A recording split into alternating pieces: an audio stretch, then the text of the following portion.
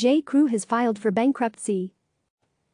New York J.Crew Group, which operates the J.Crew and Madewell brands, has become the first national U.S. retailer to file for bankruptcy protection since the coronavirus pandemic forced a wave of store closures.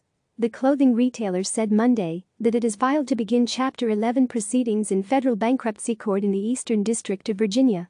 The company also said it had reached a deal with its lenders to convert about $1.65 billion of debt into equity.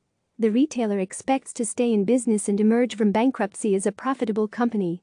Madewell, the fast-growing denim brand that had been slated for an IPO, will remain part of the business.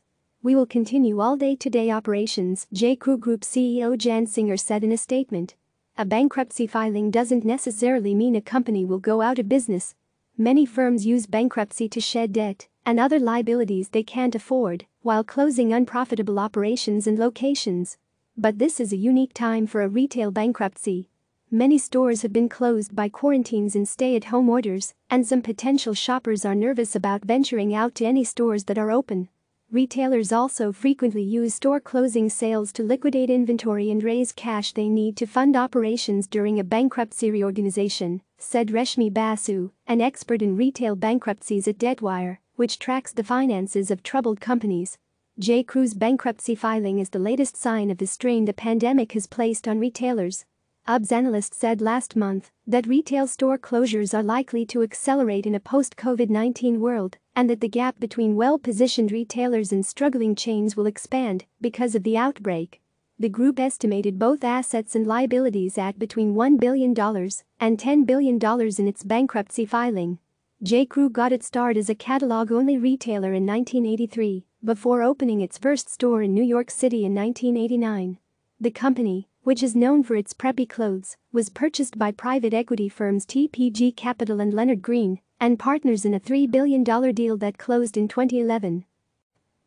It has grown rapidly in the 9 years since the deal was closed, nearly doubling the number of stores. But it has also accumulated far more debt. It had $50 million of long-term debt on its books in 2010 before the deal was announced. It had $1.7 billion as of February 1.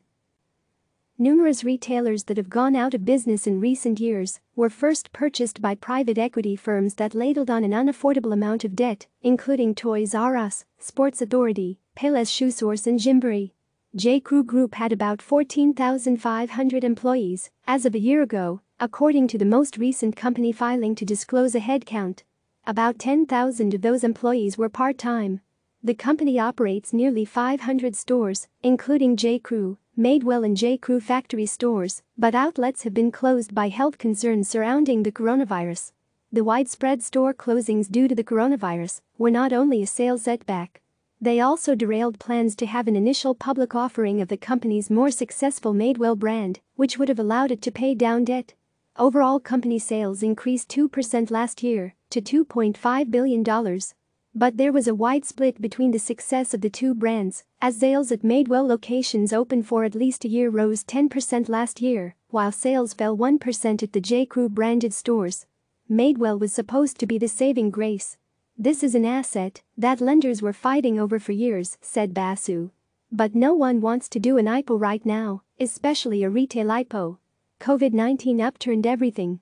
The company posted a $78.8 million net loss during its most recent fiscal year, an improvement from the $120 million loss the year before.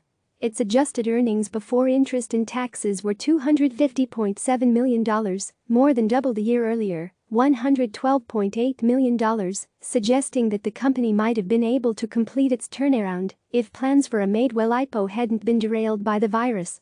"As we look to reopen our stores as quickly and safely as possible, this comprehensive financial restructuring should enable our business and brands to thrive for years to come," Singer said on Monday.